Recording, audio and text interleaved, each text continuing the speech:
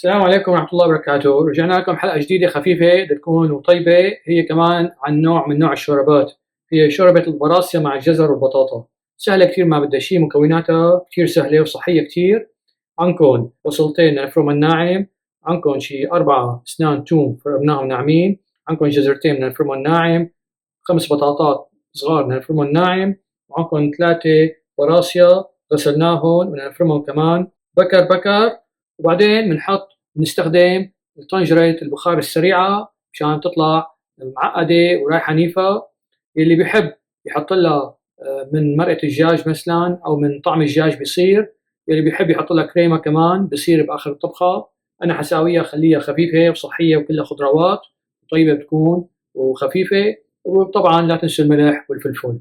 هلا بنبدأ بإيش؟ بدنا نقسم كل شيء. قولوا بسم الله وصلوا على النبي.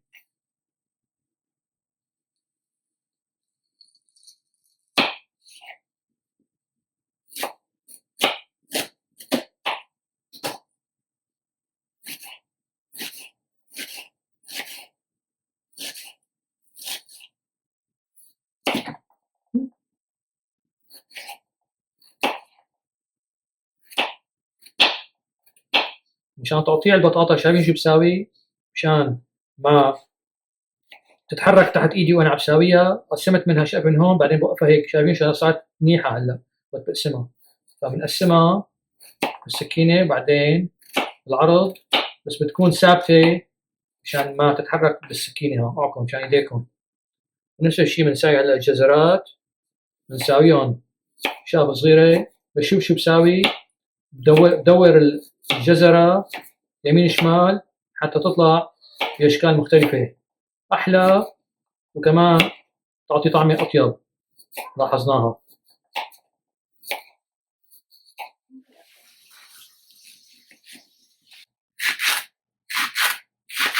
نحن غسلناهم منيح، بس تأكدوا منهم هدول الورق لأنه بتحشوا فيهم شوية تراب، فاغسلوهم منيح، خاصة هذا الأخضر اللي براس البراسيا.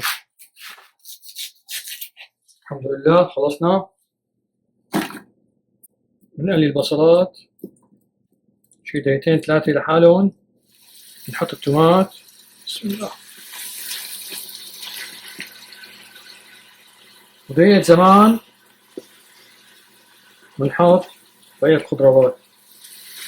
بسم الله الرحمن الرحيم.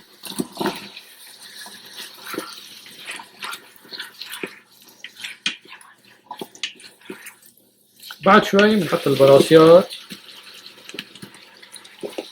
نتركها كم دقيقة، بعدين نحط الميات. 2 كاسات مي. هلا بنحطها على البريشر كوكر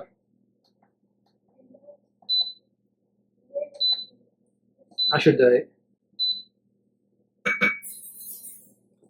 نغطي عليها. بسم الله توكلت على الله.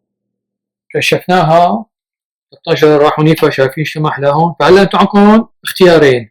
اول اختيار انه تحطوهم بخلاط، اذا عندكم آلة هون تنحط خلاط تخلطوها كلها مع بعضها حتى تسمك اكثر، او تخلوها مثل ما هي لانه رايحه نيفا. والشغله الثانيه انه تحطوا لها شويه كريمه هلا كمان عشان تسمك شوي، هي سخنه. بنحط لها هلا معلقتين صغار ملح، هاي وحده، هاي تنتين، انتو دوقوها زياده نقصان اللي انتو بتحبوها. وهي فلفل اسود، نحركها بندوقها. خلصت هي الشوربه. هي اسمها شوربه براسيا مع الجزر والبطاطا. ان شاء الله تعجبكم. تدعوا لنا، لا تنسونا من الشير واللايك والسبسكرايب. دعوا لي عندي سؤال يبعث لي على اليوتيوب. والسلام عليكم ورحمه الله وبركاته.